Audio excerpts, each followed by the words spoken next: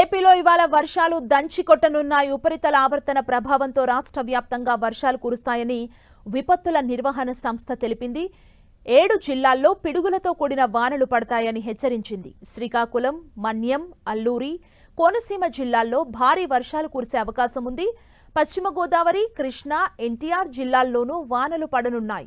విజయనగరం, పోలవరం, విశాఖ, అనకాపల్లిలో చెదురుమొదురు వర్షాలు, తూర్పు గోదావరి, గుంటూరు, బాపట్ల, పల్నాడు జిల్లాల్లో తేలికపాటి జల్లులు పడతాయని పేర్కొంది.